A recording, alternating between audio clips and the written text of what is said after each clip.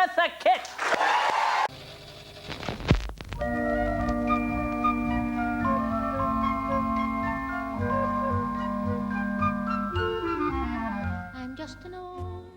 Eartha Kitt was many things: a movie star, an activist, a nightclub chanteuse who could sing in 7 languages, a dancer, a singer, a comedian, as well as a catwoman. With hits like I Want to Be Evil and Santa Baby, she became a cultural symbol. Santa baby, just slip a sable under the tree for me. Been an awful good girl, Santa baby, and hurry down the chimney tonight. Although this persona was out for the public to enjoy, Eartha Mae Kitt was born into a reality that she most hated. In reality, in truth, we know when and where Kitt was born. In 1927 on a cotton plantation in South Carolina. As an infant, Eartha Mae Kitt was subjected to a lot of trauma. Kitt was taunted as a yellow baby because of her light skin. Some suspect, like herself, that her real father was the plantation's owner's son, and she was rejected by her mother, whose boyfriend refused to accept her. Eartha Mae was always beaten by violent relatives and had only an unpleasant potato sack dress to wear. She would seek refuge under the beams of her aunt's building, quietly puffing on a stolen cigarette and trying to blend in. She once ate red clay as she was hungry because food was scarce. Kitt may have had to deal with these circumstances, but it didn't stop her from doing whatever she felt like she wanted and needed. Eartha attended a performance art high school and in 1943 performed for a dance company as a dare and won the audition as a result. All this while she's 16. She's traveled and performed everywhere and left the company to work at a nightclub in France. In 1950, she booked a role as Helen of Troy in the production of Dr. Forces, and her career only went up with the New Faces of 1952. In the film adaptation where she sings one of her successful songs, Uskadora, a Turkish song.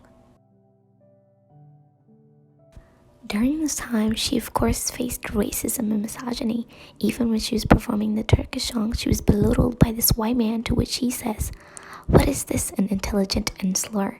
This interference never stopped or bothered her, which is why when she performed anywhere outside the USA, she would demand, or even in her contract, demand that the crowd is integrated. She would go to rallies and openly support Martin Luther King and the LGBTQ marriage rights, where at the times it was dangerous. Even in the severe segregation in Los Angeles wouldn't stop her fearless self from doing whatever she can. And as you can see, she is very much fearless.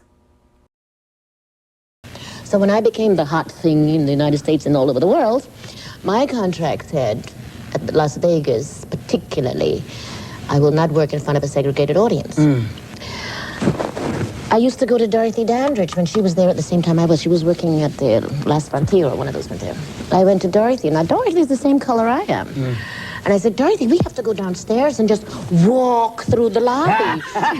She said, no, I can't do that. I don't want to be embarrassed. I said, if you're not going to take the chance of being embarrassed, we'll never be able to get us to be walking through the front door.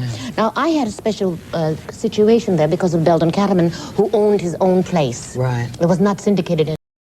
These are a couple of moments to which she spoke out and did something, but one of the many things she's well remembered for is the appearance with the First Lady, Mistress Johnson's Lady Bird.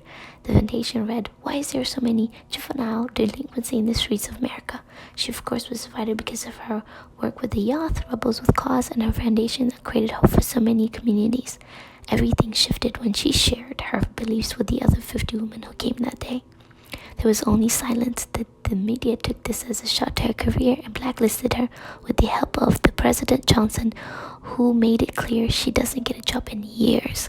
They exploited the First Lady's position and with dramatically pointing out that her reaction to get a narrative that Eartha Mae was doing too much, too angry, or too mad, and even one or two articles even went as far as saying she made her cry, which the First Lady announced was not true. The media made it seem like it was an interpersonal gendered conflict instead of a real raw activism.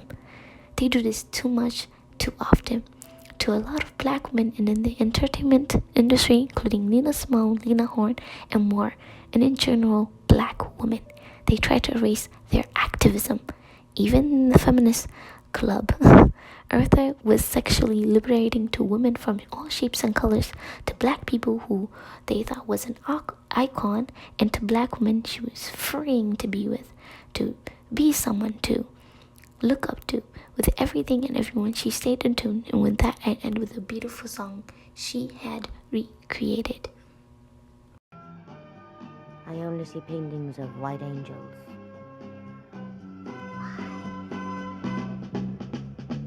Painter, painting in our lives, pictures of only white angels.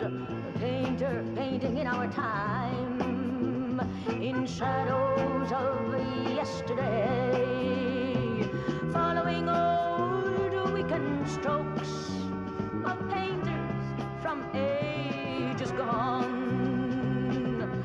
Painter painting saints in church. How do you know